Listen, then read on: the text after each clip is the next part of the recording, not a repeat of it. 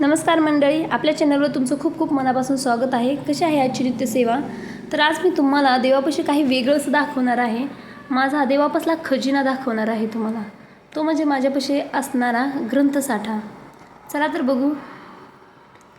हे एक नंबरला आहे श्री सद्गुरू बाळूमामा लीलामृत।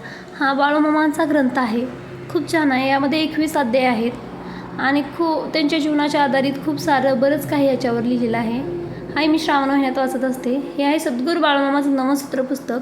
हे दररोज आम्ही संध्याकाळी वाचतो आरतीच्या नित्यनेमप्रमाणे। हे गुरुचरित्र सचित्र कथा आहे, थोडक्यात सांगितलेली आहे। नंतर श्री शिवलीला अमृत कथासार आहे, भगवद्गीता। हे तर जीवनाला आधार देणारं, सार देणारं पुस्तक आहे देवाचं। खूप प्रत्येक जणांनी वाचलंच पाहिजे, खूप छान आहे।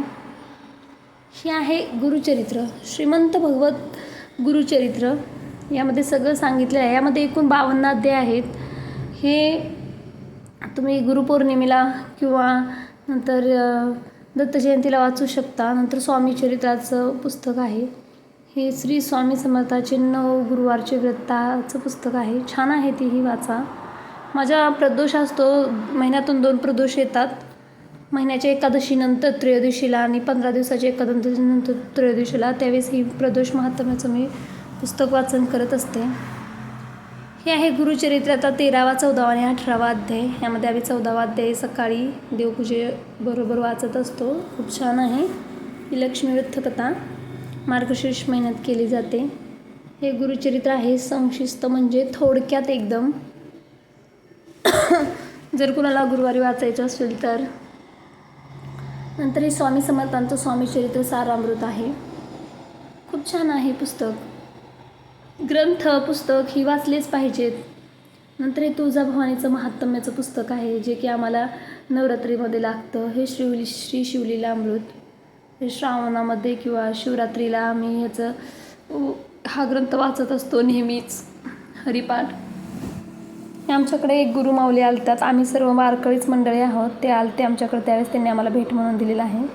ही ज्ञानेश्वरी आहे, खूप छान आहे आणि सार्थ आहे, म्हणजे मराठी पण आहे आणि संस्कृतमधून पण आहे।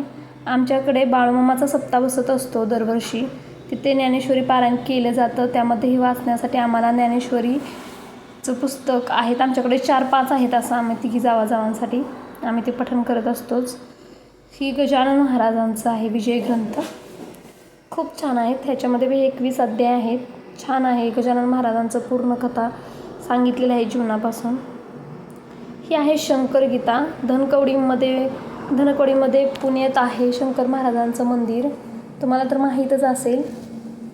तिथे आमच्या जात्यात, म्हणजे एका वर्षानंतर जात्यात आमचे सासू सासरे, तिथून त्यांनी हा ग्रंथ आणलेला आहे। हे गुरुचरित्राचं कथासार आहेत एकदम थोडक्यामध्ये। आमच्या घरातील मोठ्या माणसालाच खूप नाद असल्यामुळे देवाचा, ग्रंथात पठण केल्याचं महत्त्व ते आम्हाला सांगत असतात। ग्रंथ वाचल्याने काय होते, ग्रंथ घरात असल्यावर काय होते, जसं की पिशाच बाधा येत नाही। आणि आम्ही वाचतो, आम्हा तिघींनाही म्हणजे खूपच आवड आहे देवाची, ग्रंथ वाचण्याची, त्यामुळे आम्ही तेही वाचत असतो। जर तुम्हाला हा व्हिडिओ आवडला असेल नक्की कमेंट, शेअर आणि लाईक करा। आणि तुमच्याकडे कोणते ग्रंथ आहेत